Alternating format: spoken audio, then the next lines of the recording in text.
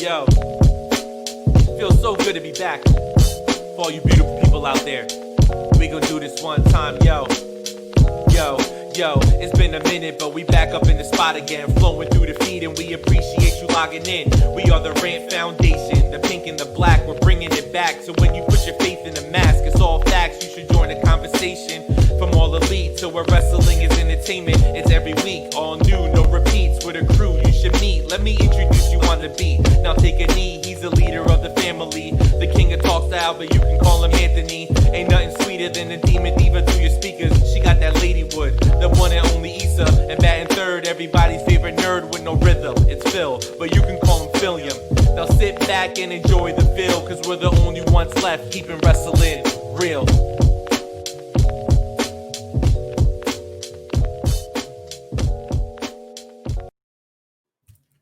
God damn, that shit is fire! He did not need to go that hard. He did not need to go that hard.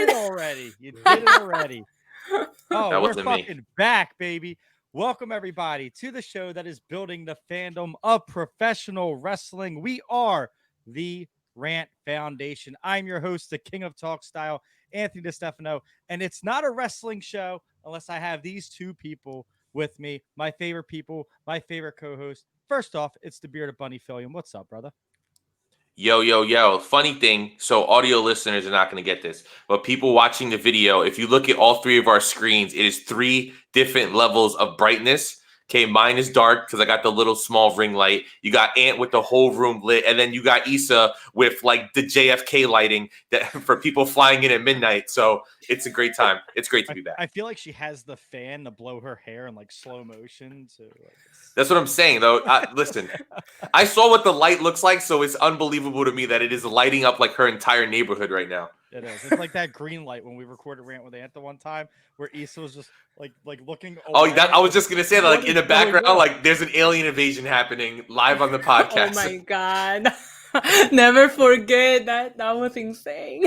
And of course, with us is everybody's favorite demon diva, Issa. What's going on? Hi guys, I am so happy. I am still in ecstasy over this weekend.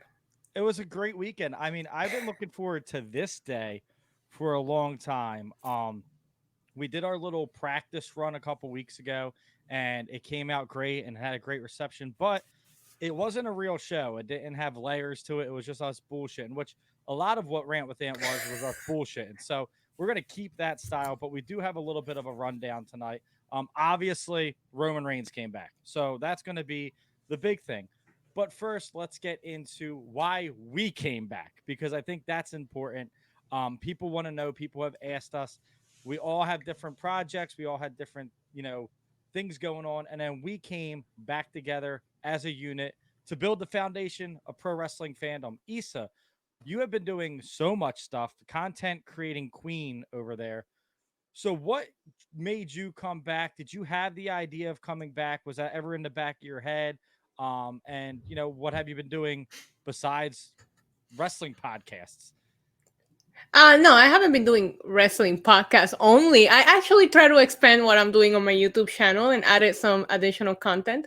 But listen, it doesn't feel the same as talking wrestling with you guys. I don't know. I feel like what we have goes beyond the wrestling talk. Like it feels like family. So there's just something about talking wrestling, whether it's on my channel, whether it's in other shows, it just doesn't feel the same as when we do it. And I missed it. And I missed you guys. And it was just, even we talked about it when we were out, talked about how even if we weren't talking wrestling, we just missed that weekly, let's get together and talk shit, because we took time out of everything that we had going on just to sit here and talk. And I missed that.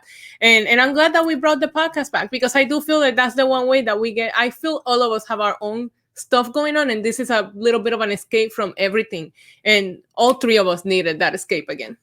Absolutely. You ain't lying. Yeah, Phil.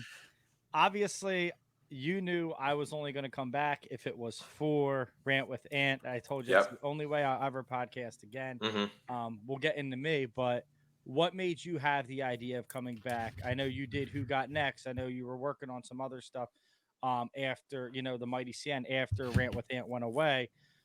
What what made you want to come back to podcasting? What made you want to bring the band back together, or the Shield reuniting, or whatever faction? Like it's like Issa said, the escape, right? Like, I mean, listen, not to get too crazy into this year, but like everyone in the world needs an escape from this year. So it's just like it made sense to bring us back together. I mean, how many things did we accomplish?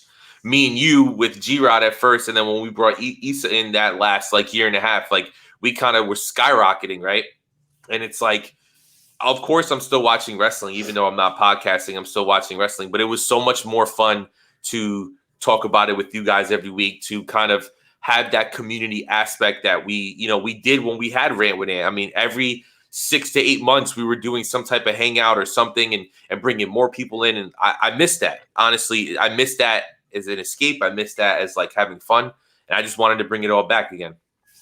And I agree with you. And I stopped, and this is the biggest mistake, and I promise everybody it won't happen again. I stopped looking at listeners as people, as friends, and I started looking at them as a number.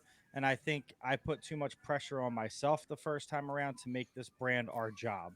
Um, right now, I just need an escape from my job. So this is not going to be my job. I'm going to face the facts, and if it becomes it, fine. But I'm not going to put that pressure I did on myself to make it for us and try to make this thing huge. I want to build a community, but I want everyone to have a name. I want everyone to have a face. I want everybody to be Rant Foundation. And I won't lose sight of that again. So I apologize first off. I actually give you a lot of props for just even admitting that out loud. A lot of people let this become analytics and have a hard time saying, listen, I got lost into what I originally started it as and what I wanted it to become. And not a lot of people have the balls to freaking say it. And you just did. And I'm proud of you for that. Thank you. Thank you. Yeah. I mean, 16 months is a long time to have that weigh on you. So I'm glad to get that off my chest. Like, obviously, you guys know when you meet me, I am the most probably compassionate person. I love everyone. I get along with everyone, and you guys aren't just a number for me. But when I'm not with you guys, and it's tunnel vision, and I'm looking at listens every week, and I'm looking at that, You look at that Patreon stuff; it wears on you. That's what people don't understand. If you've never tried to build a brand with the expectation of it one day maybe being your full-time job, it does weigh on you, right? And that's, a lot what happened with Who Got Next as well, is it gets to a point where you're like, okay, I got to take that next step, or all this time that I'm putting into something it's not worth it, right? Because we at that point we were trying to make that our actual jobs, but we kind of lost sight of why this was started to begin with, right? Like, for people who don't know, maybe this is your first episode listening, I was a listener to Rant with Ant, and then I weaseled my way into the show because I went with Ant to a Nikki Bella signing, poisoned him a little bit, kind of winked, nudge, nudge, you know what I'm saying? Rub a little back here, grab a little cheek, and then I'm on the show now. Yeah, he literally sucked up to the right people as a exactly. But yeah, I mean, and then I went away for 3 months, and it was great to be away from podcasting. And then I came back with the Rant, also known as the 5-second rule pod. And I'll tell you, that podcast was insane. And I had so much fun doing it. And it's something I would still do. Like, I would do it. Like, I would, but it's not a passion project. And I'm not someone who will put energy into something that I'm not passionate about. I like because your energy comes through when you're doing kind of podcasting videos. When you're doing that kind of thing, the passion comes through in what it is that you're talking about. And if you're not passionate about it, you lose that. Do I really want to do this aspect? Exactly. And I'll tell you what, like, Phil was on the 5-second rule when it was called the Rant, and it's the experience of recording is crazy. It's madness. It was so fun. It was great to do, but it wasn't you guys, and it wasn't what I was used to, and it wasn't pro wrestling.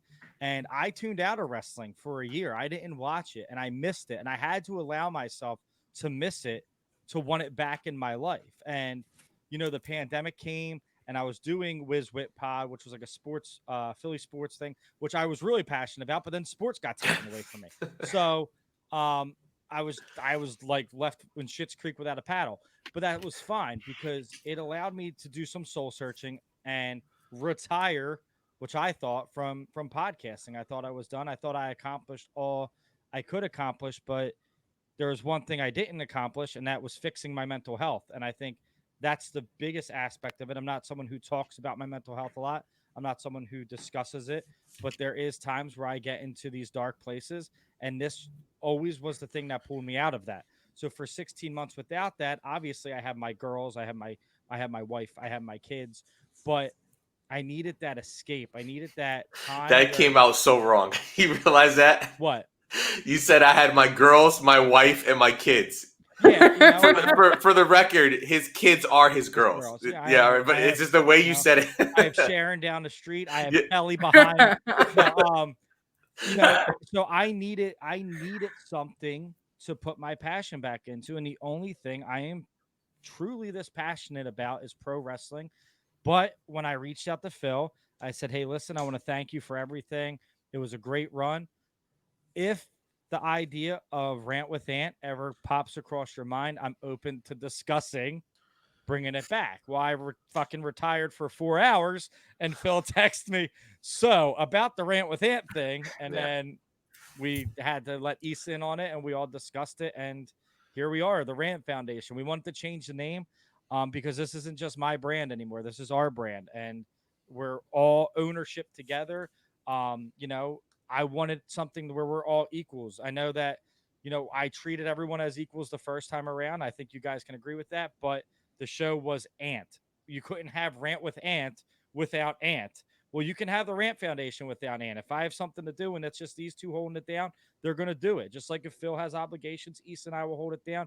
Same for Issa, So that is the biggest thing with the name change. The brand changes. I think the foundation of pro wrestling sucks. I think a lot of the good, positive pro wrestling podcasts have went away, and I think people are clicking on these stupid dirt sheets a little bit too much and reading a bunch of bullshit in a world where Brad Shepard gets more likes than someone who's actually pouring their heart out on the microphone and trying to build a brand. That's a sad story, and we're here to change that narrative and fix that fucking story. So that's it's also becoming too much of a reason to hate it. Like, people are not trying to find that. And I'm not saying that we're here to fucking love on everything that we see, because that's not what we do. But I'm also not gonna sit here and be negative about everything. I'm so tired of the wrestling community always finding something to hate about everything that any company tries. Like, it's toxic. Just at me next time. Okay?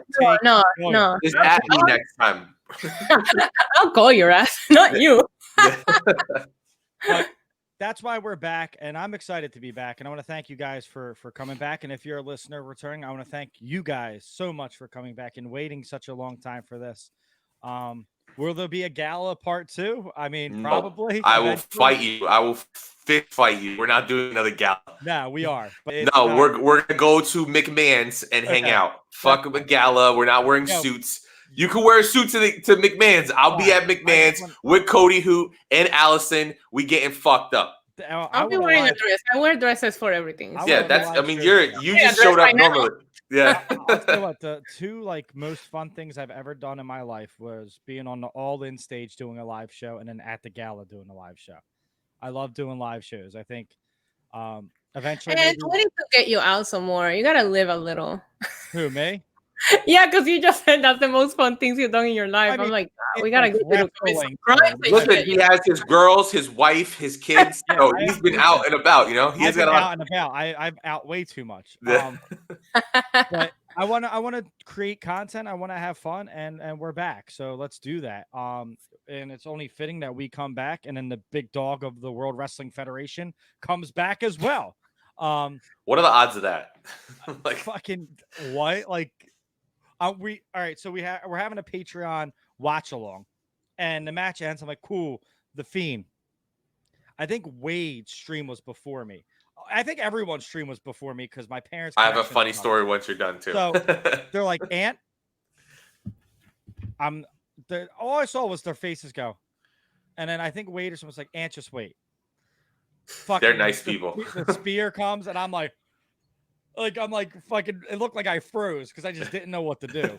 And then I just started marking out. And it was such a cool moment because I didn't expect Roman Reigns to be back because, one, the pandemic is still real. COVID tests are still, going up, especially in Florida. Florida versus everybody, right? And then Roman Reigns just had twins. He has a compromised immune system. everything added up to tell me that Roman Reigns wouldn't be back to at least the Royal Rumble. I had to go opposite direction. Maybe that's because I fantasize about him coming back every day for the last 3 months. But as soon as they announced Amway Center, closed set, exclusive to WWE, I was like, that's as safe as it gets. Bring him back, because the Performance Center was the issue when it came to WWE exposing people. Wait, but why was it the issue though? Because isn't it Everybody got sick. Well, I know that, but aren't the same people at Amway? Because it's the same. No, because you had everybody that trains for NXT. Yeah. There's no NXT. You have even the people that are not on TV that are just under contract. They train there. You have there's so many people. I didn't know they were still there. And for a little while, they allowed their friends and families in. Now, with the Thunderdome, it's just production and talent. That's it. The Performance Center is WWE's little corporate office in Florida, so you have access to everybody. So as soon as they announced that, in my brain, I thought this is as safe as it's going to get for somebody. Part of me thinks that was one of the reasons why they did it, to bring back people that don't feel comfortable coming back. Yeah, I'm hoping Daniel Bryan comes back. Obviously with the baby, not for a couple months, but I'm hoping. Yeah, but that's the reason why he left. He didn't leave because he went to the Performance Center. He left paternity leave. Yeah, mm-hmm. I just want everyone to come back. I just literally there's Daniel Bryan and Roman Reigns on the same show. Give me that match over and over and inject it into my veins. I want it. You know what I mean? And the funny story I have with Roman, right? Before we get into Issa's wonderful reaction, that is now a shirt. It is a shirt. It is the greatest shirt of all time.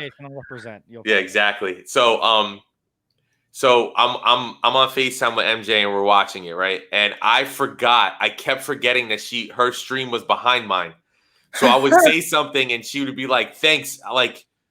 You just spoiled it for me. So Roman comes out and I go, holy fuck, Roman Reigns. And she just looks at me like this.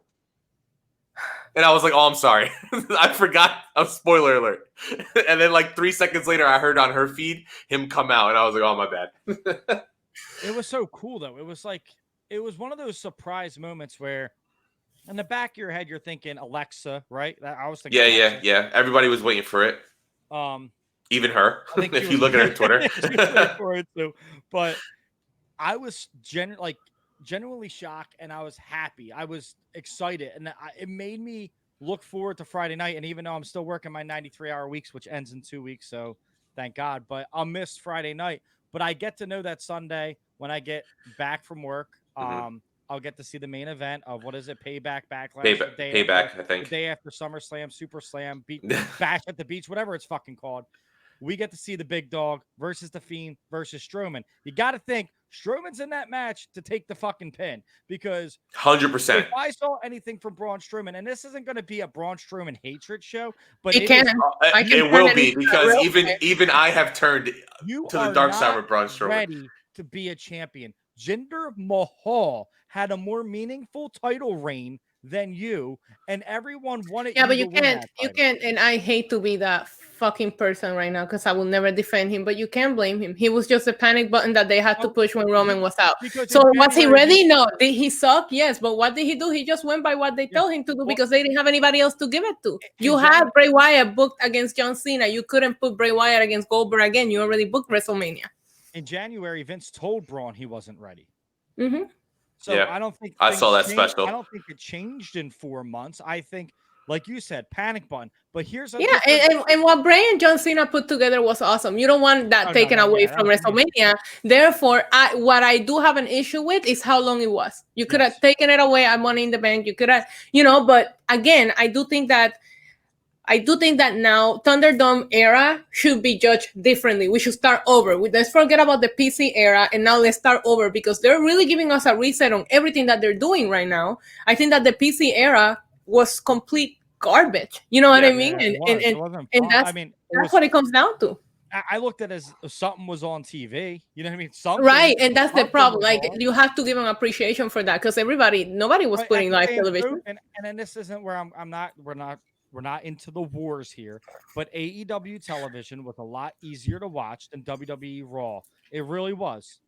Yeah, it was. Don't give me that face, Issa. It was. It's not. It was. I'm not saying it was better all the time, but I think it was. But it was just easy. I don't know what about the PC. Maybe it's because you're so used to WWE having that production. Well, I think the biggest difference, and it's not WWE's fault, but it's just the way that it is. AEW has one show a week. So even if it's the worst show you've ever seen, it's 2 hours a week and you're in, you're out. WWE was still running Raw, NXT, 205 Live, and SmackDown like the world wasn't on fire. So I think that until AEW learns to respect their women's division, I don't care who they have, you can still respect it. As a woman, I cannot support them until they learn how to treat their women. Number one. Number two, they also need to learn to cater to your new viewer. You guys want me to tune in? I tune in. I have no fucking clue what's going on. No, not everybody watches Being the Elite. You have people that are staying on after the NBA finals and they still don't know what is going on. Like, you have to be able to cater to your hardcore viewers, but you have to also remember your person tuning in for the first time.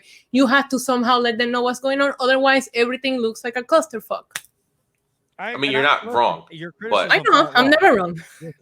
Your criticisms aren't wrong, especially with the women's division. And you have stars out there that get released by WWE, like a Deonna Purrazzo, who Impact puts the title on literally 2 weeks later, and is thriving in a fucking feud with Jordan, like unbelievable. And then you don't sign them. And then I know it's unpopular and people can hate her personally or whatever, but Tessa Blanchard right now is sitting out there as a free agent. Tessa's not going to AEW as much as I want her to. As a free agent.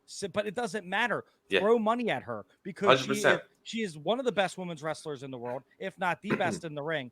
Throw money at her. I think what Issa what Issa's saying is 100% true, because if you look at what AEW is saying, this isn't a company that, my one criticism of them is they kind of shoot themselves in the foot. If they're just a company and they were just running like every other company, then you could kind of excuse the stupid things they make. But what happens is you have Brandy getting on social media saying, we love our women's division. And then you tune in on Wednesday and they have one segment. 45-second segment. And it's barely a match. And like, listen, I don't think personally there's any superstars in that division, but there's a lot of good, talented wrestlers. You got a dinosaur over. You got a dinosaur over, and you cannot get any of your women over. Well, or give them the Britt Baker is deserve. over.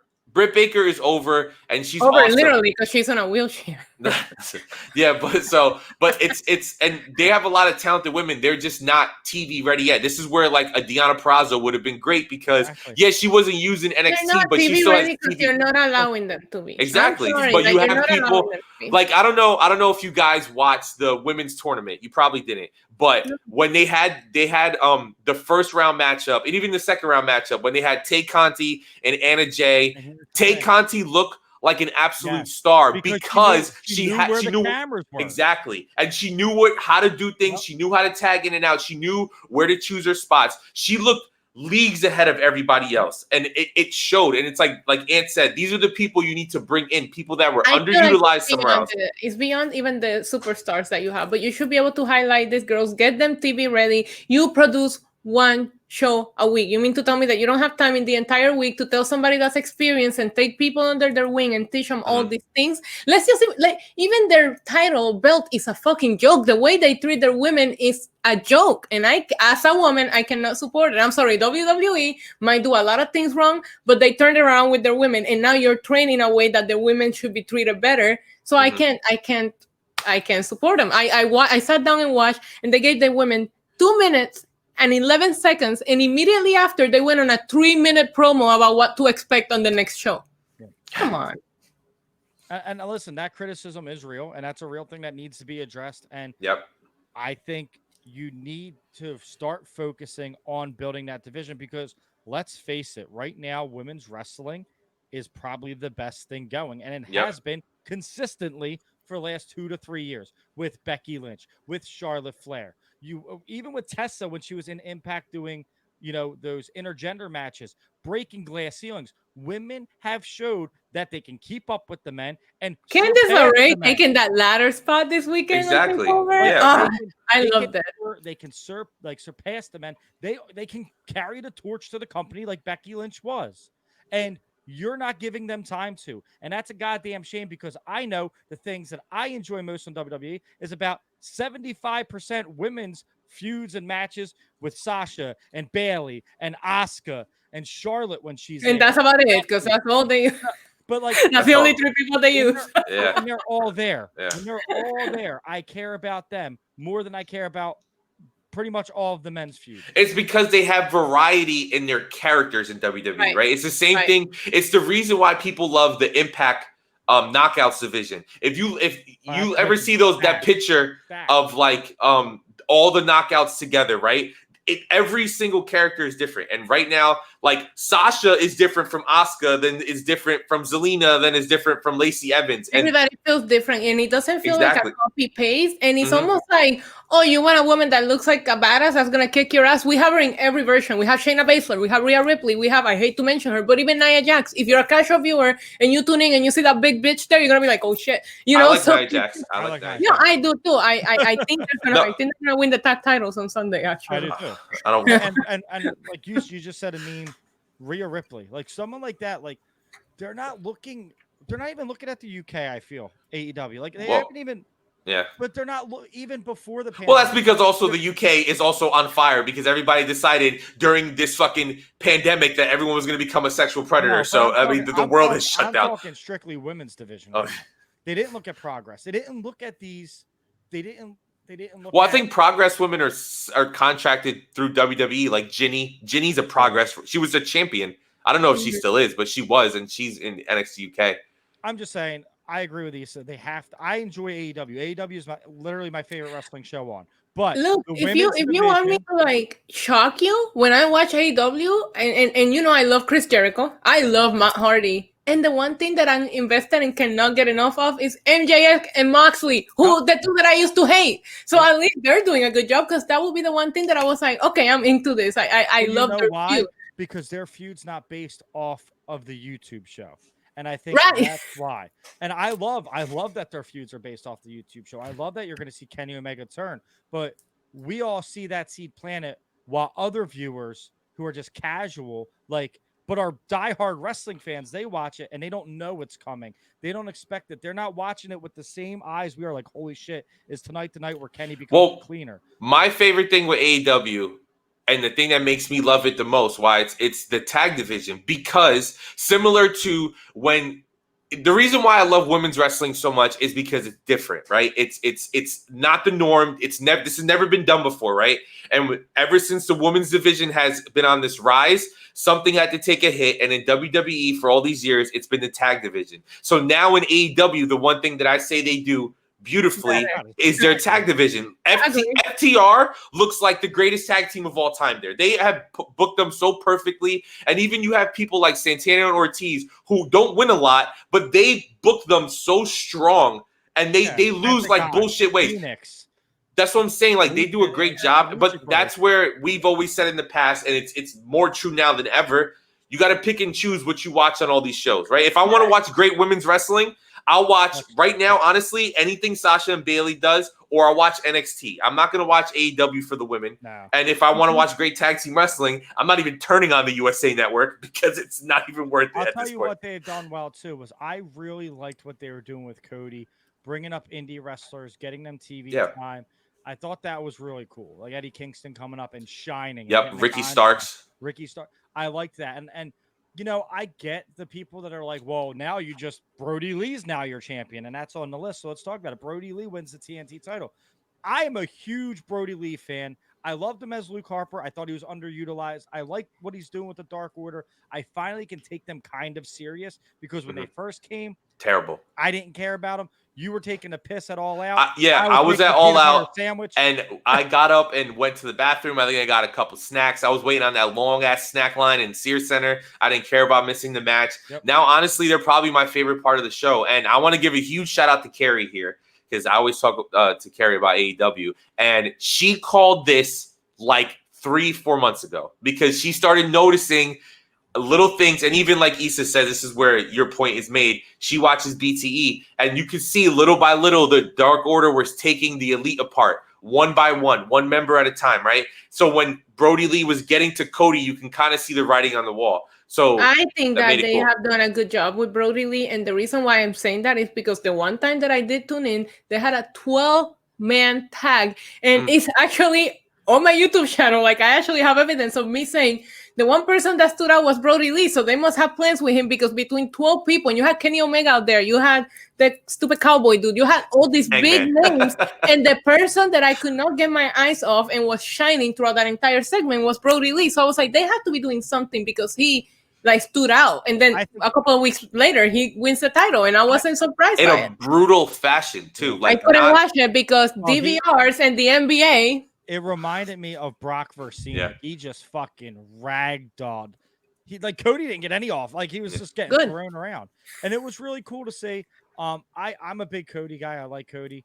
I know some people don't, but I think his TNT title run was really fun. While people didn't like the belt, that's fine. I don't care. It felt special. The matches felt important, and they were.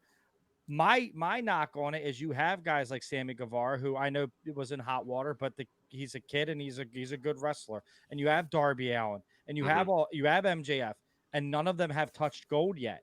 And you got to think, but that fits into MJF's promo, and that's why and it's MJF working so well. You've had 4 major champions in your company: Chris Jericho, John Moxley, Cody Rhodes, and Brody Lee. And it is no lie that they all touched gold in WWE. Yep. So, is this really a change? Is this really a revolution?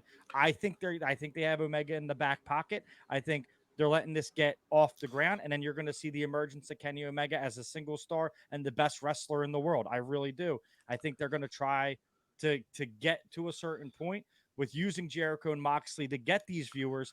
Then you put Kenny Omega in that main event, and people go, wow, who is that guy? Well, then that's what they did with Darby, right? Like, I remember seeing Darby, I don't know if it was on the first or the second episode, and like he was over. People liked him, right? We're not going to say they didn't. But after Darby working Cody and working Jericho and working Moxley, like before the pandemic hit, he was getting some of the loudest cheers of the night. Like they're doing a great job at building him, at building Sammy. Like Issa said, Luchasaurus, they got a dinosaur over. Like what the hell world do we live in? But they haven't really done much with Luchasaurus. I thought that guy was going to be like a weird version of Kane, if you will. Yeah, yeah. That dude was going to just dominate. Yeah. I know he had the injury like the first night. Yeah, I think that's what kind of slowed him down. And then you had a bunch of people coming in, like you had Brian Cage, who finally came in off of his injury, and they were waiting for him, and now they're using him.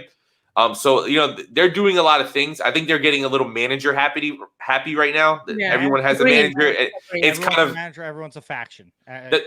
Which, listen, I understand what they're doing. It's very New Japan of them for everybody to be in a faction. I get that booking, but they're getting way too manager happy now. And it's bleeding all these characters together where it's like, if you don't like, even Nyla Rose cut a promo and she was like, everybody else has a manager, so I'm going to get a manager. And it's kind of like, well, I don't blame you, but it is kind of running all together. It does kind of suck because it takes away from like Jake the Snake being.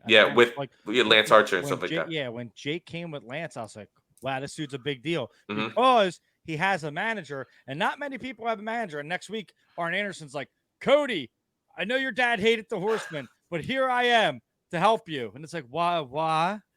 But I will say this.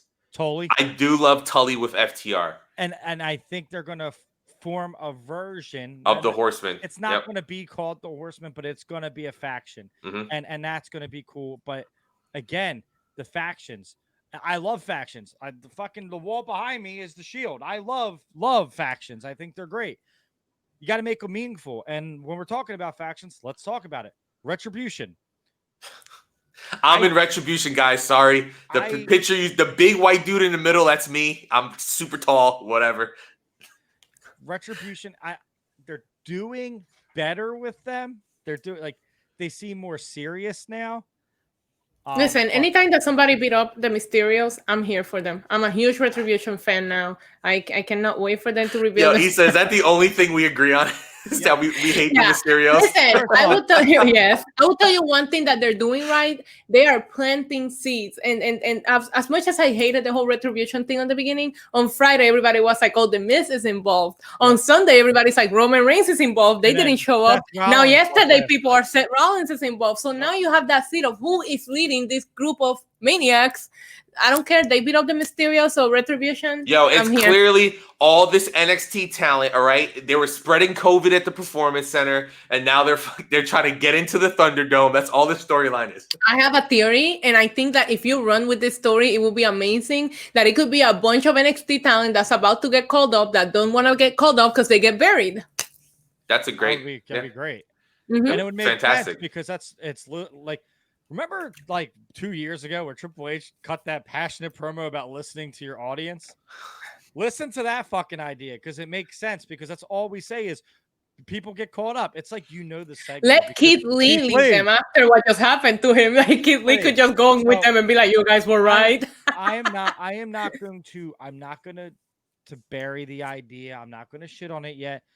The guy had great theme music, and you changed it. Which you changed his entire presentation. You changed his music. You changed his people are worried gear. about his music. They're not paying attention to the fact that this guy has been buried for about a month or two. This started in NXT. This isn't a Raw debut thing. This guy was buried the second they made him a double champ, and he relinquished the next day and loses the other one 20 days later. He came into Raw looking weak. You needed to put him in a feud with like a Seth Rollins to make him that giant baby face. But you put him with Randy Orton.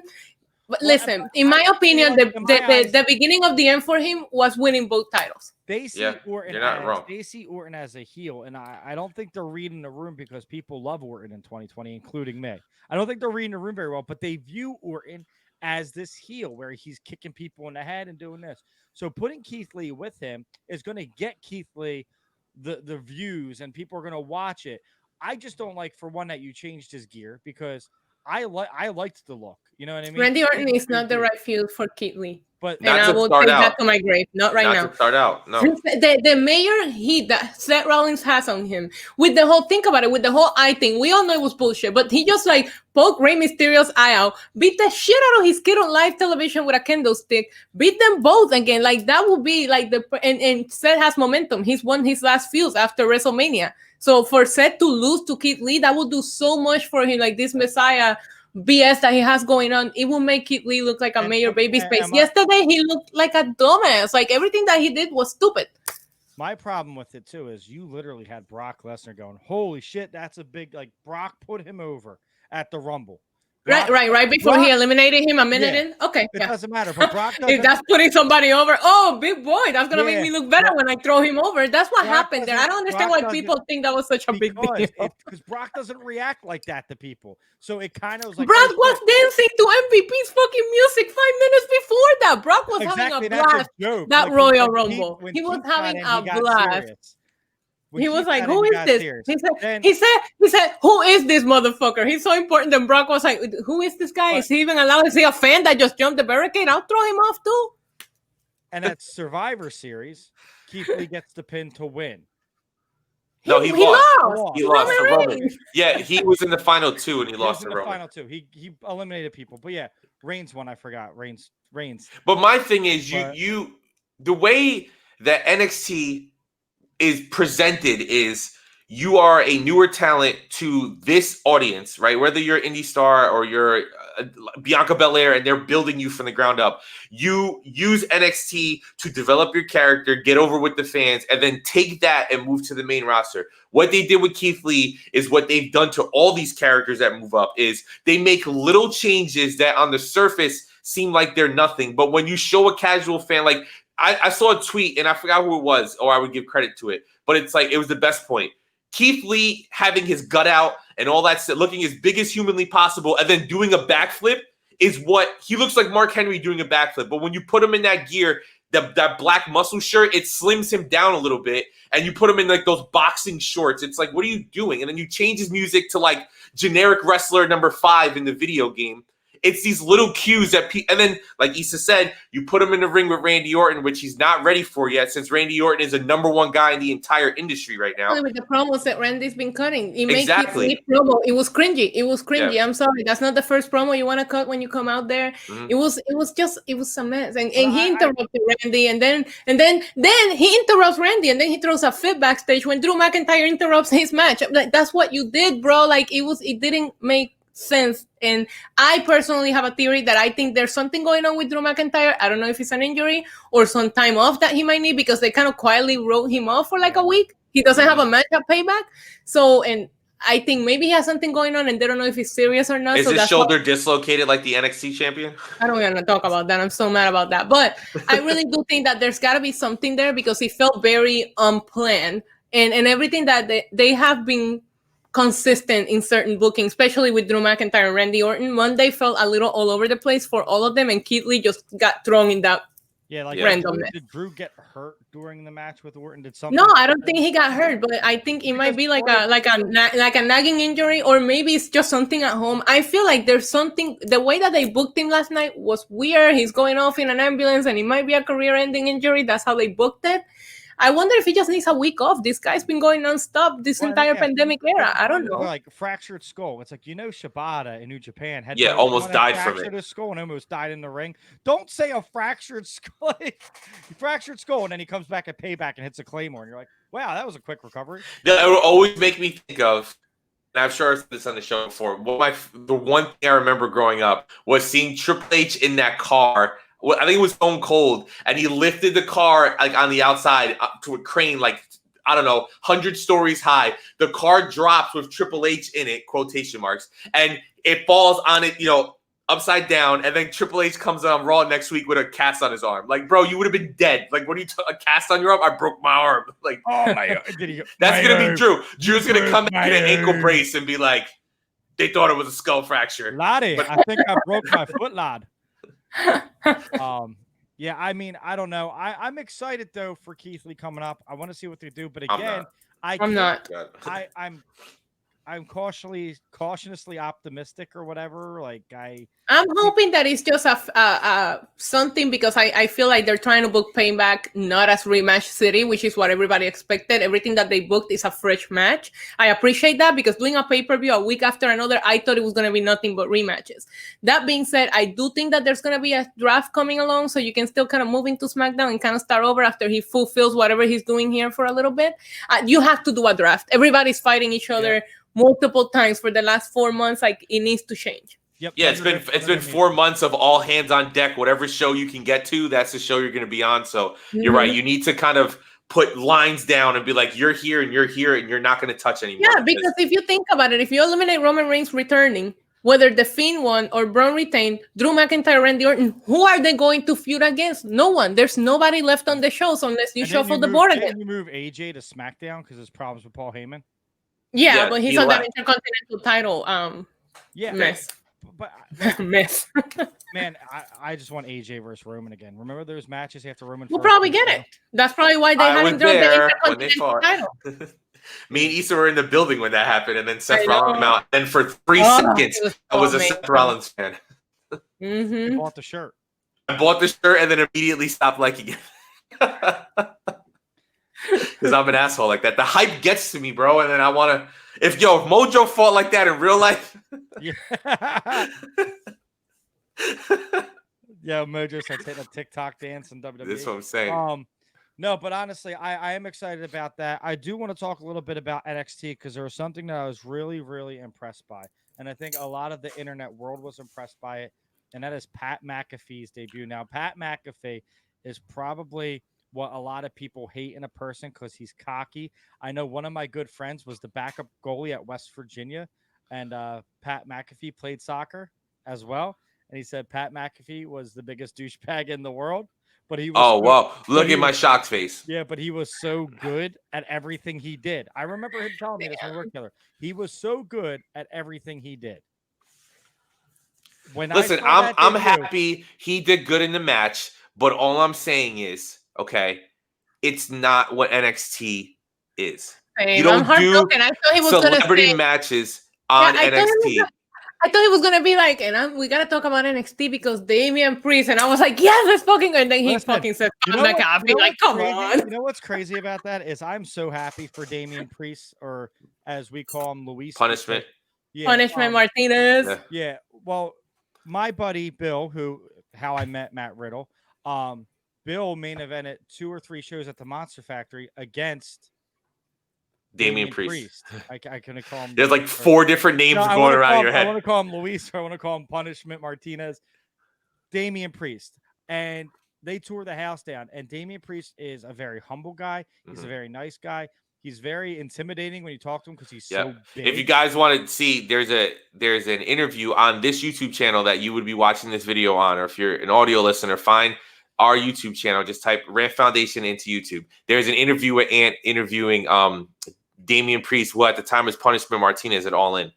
And he's like towering over him. It's hilarious. He's an intimidating guy, and I love what they've done with him in NXT. Anyone but Dream. No, I know why I like him. I didn't realize how tall he was. I am so happy that he won that match. He's a tall Puerto Rican. Because that dude has worked his ass off.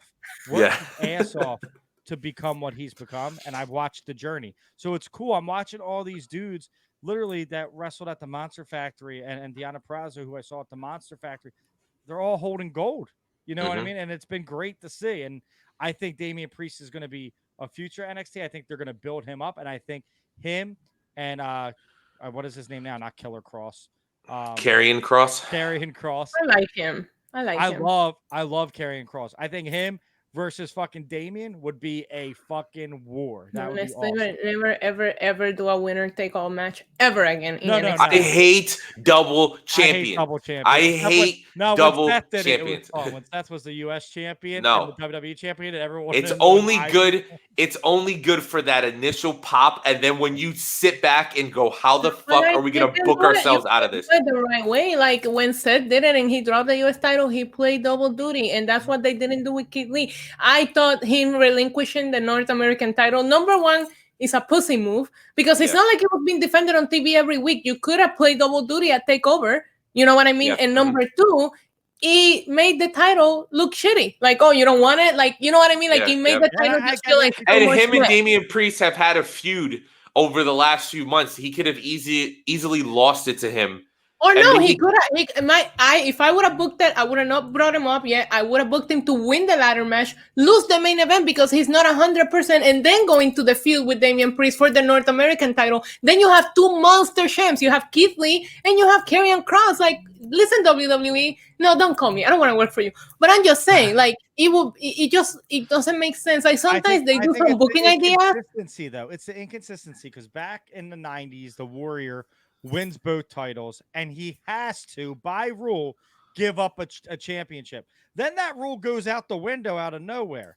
Now people are winning titles and relinquishing them again. You can't have Keith Lee have to relinquish a title, and Sasha Bailey had all the titles. He is the first one to relinquish in a very long time in WWE, and he did it just because he wanted. Asuka did to move up, and I get that. That was actually no, but that wasn't a double champ situation. Like, you're a pussy. You cannot. If Adam Cole would have won that match, he would have defended both titles at TakeOver. I am telling you that right now. If you would have had Adam Cole become the double champ, they would have had him. So why didn't you do it with Keith Lee? What's up? I think Adam Cole's the best wrestler walking right now. Honestly, I think he proved that by taking a guy like Pat McAfee, who's athletic but's never wrestled a real match, and ends up being the best match on the show. I think that was not the best match. I think it was the best match on the show. I'm telling you. I listen. And if people saw my tweet, I tried. I was so bored Saturday night because nobody wanted to play Fall Guys with me. I was so bored. I was like, you know what? I'm gonna watch NXT. Fuck it. I would go against everything I say, like I always do. And I got 5 minutes into that Balor and Timothy Thatcher match, and I was hitting Z's, bro. I was knocked out. Was not good. And it's not even Finn Balor's fault. And listen, it's not even Timothy Thatcher's fault. It's just that Zack Sabre Jr., I'm going to out wrestle you style bores the shit out of me. I'm sorry. I can't do it. My problem is if we're going to not, like, I don't know. I just don't feel like they're using Finn properly down there. Oh, you don't? You think? You think? Like, no, but like, why did we move this guy down when he has such a following? Like, it's the same. I mean, it's the same thing. And we're going to go on patreon.com and talk about who we think is the most underused talent and who we think should get pushed. And that's going to be on Patreon. That's going to be. I'm dying to hear Issa's because I don't have a fucking clue who she's going to say. No, I don't either. But listen, someone like Finn Balor, who has proven proven that he could be popular, that he could push the needle, that people love the demon gimmick. Yeah, but listen, I hate that he's not gonna admit to it, but he has to bring the demon back. Finn has lost a lot even of his fan base because of that. And the worst part was that I was so nostalgic on Saturday because it was the 30th and they kept making so many references to so many amazing moments. I went to Brooklyn, which I ended up loving Sasha and Bailey, but I went to that first show to watch the Demons entrance at NXT TakeOver. Like, Finn Balor made me fall in love with TakeOver. Women's wrestling made me stay, but it was Finn. And then that escalated into Bobby Roode, Shinsuke Nakamura with the entrances. Like, it became such a thing. The Demon, he has to bring him back. He has to. Like, he just feels so, I don't know, maybe it's because he got married, his pussy whipped. I don't know what's going on with him. I like Prince Devitt.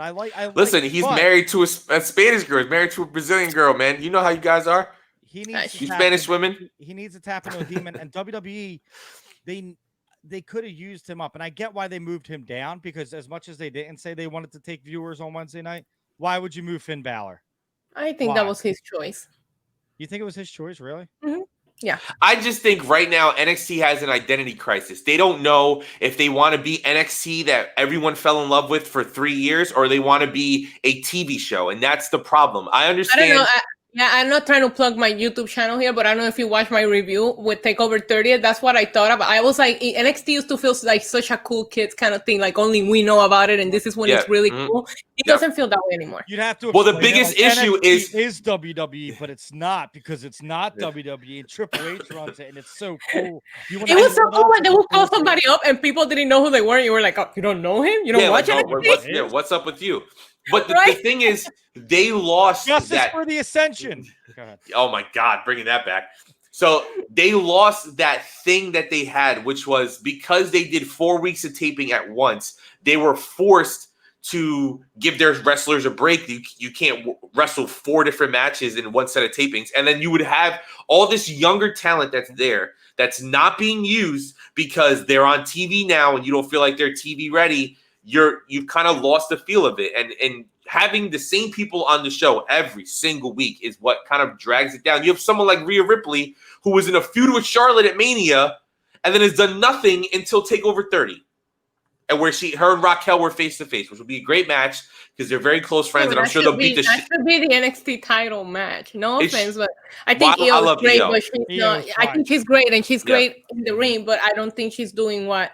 I don't know. I think the NXT Women's Championship is like probably the most prestigious when it comes to women's wrestling, 100%. And I don't think that she's there yet. And I do think that there was a lot that went on. I do think that they wanted Charlotte down there for ratings, and then Becky Lynch happened, and then she got injured. I think that Rhea was a victim of the circumstances of everything going on. But in my opinion, it's like, then as soon as that happened, put her back in the title picture. Like, Rhea Ripley has it. Whatever it means, she has it. Yeah, when she comes out, you just like, your eyes are glued to the TV, and it's just like, that's the kind of person that I would want, representing my brand. I love Rhea Ripley. Phil will tell you. We all do. Listen, Rhea Ripley, for new listeners, also loves Issa. Yeah, it's a mutual thing. And that was like, that made me jealous. That Monday that I left Mania and you guys got all these dope ass picks, and that my access session were such ass cheeks, and you guys going as like Rhea Ripley. No, it wasn't that, because I was at that access session with you. We were like a deer in headlights because it was the first time we've been to the new version of the access session, it was laid out like shit, like right. And it was basically like, yo, who do you want to meet? Because you can't meet them all. Because if you go to this line, you're not making it to that line. So good luck. And then we had the Bellas.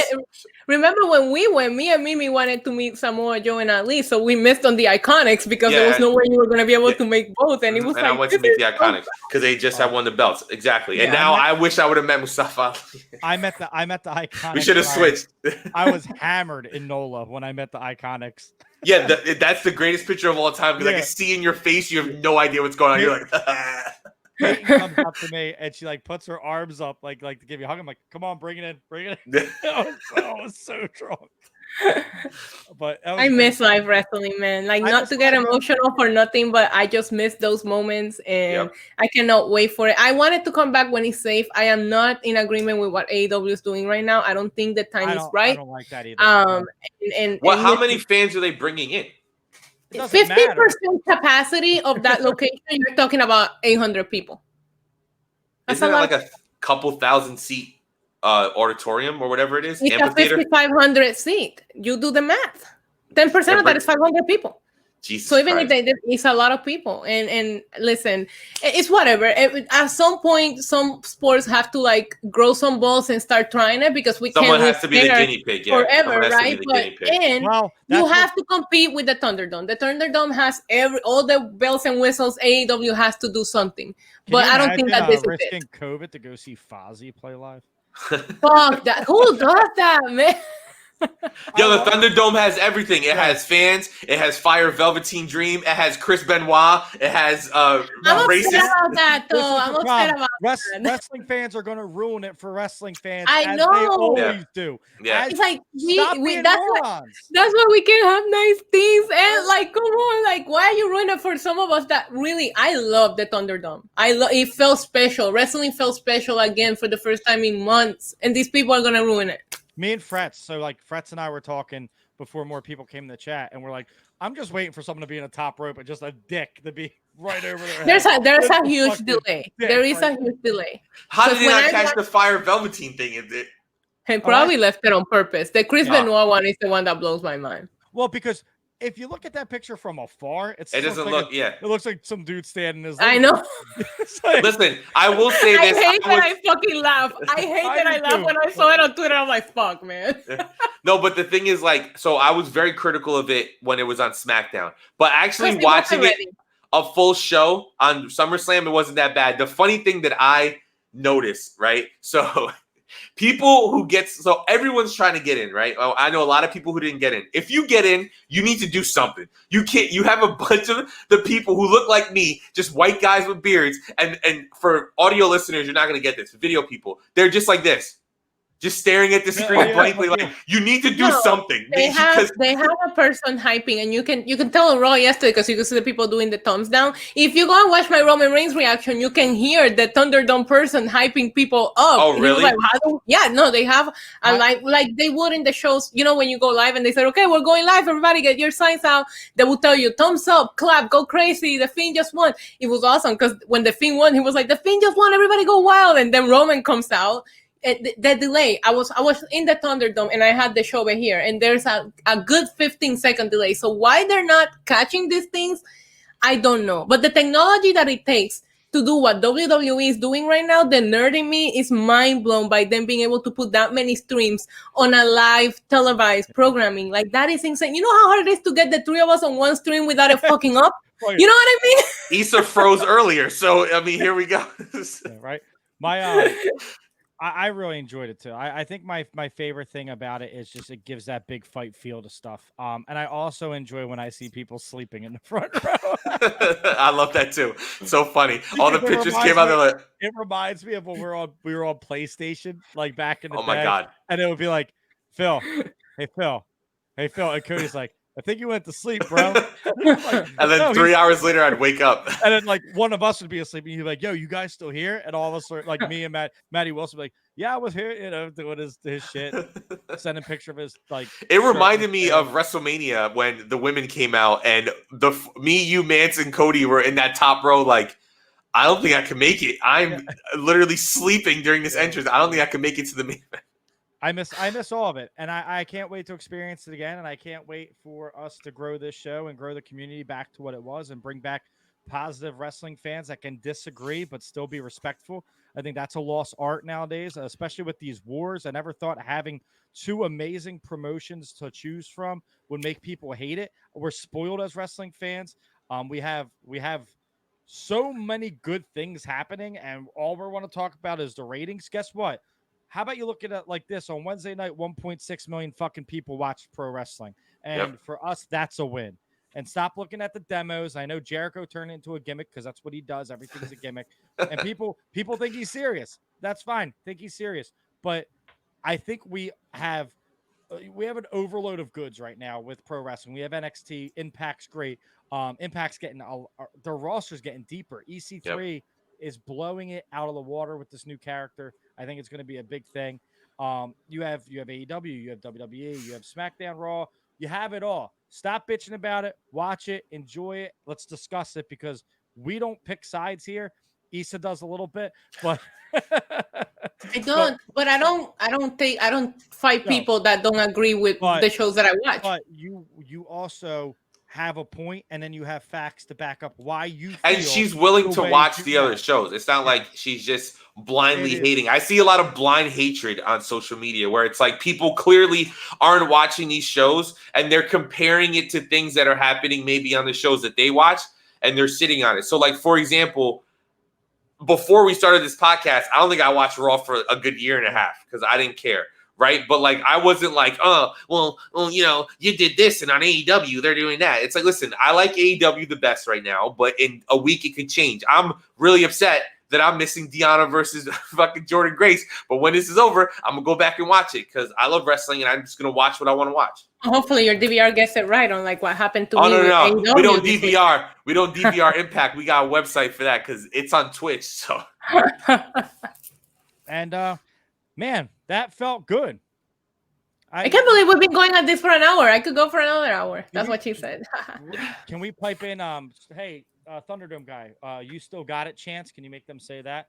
Thank you guys so much because we still got it. We are the show that keeps wrestling real. You can follow us at Ramp Foundation on Twitter, on Instagram. Go to patreon.com, Ramp Foundation. Join because after this, our patrons are getting an after show. It will be video show talking about who we think should be pushed. You can also find us on Spotify, Apple, wherever podcasts are found. And we're going to be doing this on YouTube. You'll get the video on YouTube. So if you want to see the video, go to YouTube, watch the video. Please go watch the video. Ant worked very hard on this overlay. It's awesome. It's fantastic. He worked very hard on getting all I'm not going to work 40 hours a week on stuff. Yeah, well, that's a lie. We all know that's a lie. I know, but I'm back in it. I'm back where I belong. Phil, where can they find you? You can find me on Twitter at. I wanted to cut the Big E promo, you know, on the New Day podcast. He's like, find me on Cameo. I think it's the funniest thing in the world. No, find me on Twitter at FanboyPhillium. Issa, where can they find you? Issa, plug your projects. I'm going to go get another water. No. At NYC Demon Diva on Twitter. Yeah, everything she has is right there. She's killing it. I'm proud of you, Issa. Keep doing what you're doing. And I'm proud that you agreed to come back with how busy you are. That means a lot to me. That means you really like us. And you can follow me at Game of Ant. And we are the Rant Foundation at Rant Foundation on Twitter. Thank you guys so much for tuning into the Read Day Butt. And thank you for keeping wrestling real. Kawaii, so kawaii. Adios.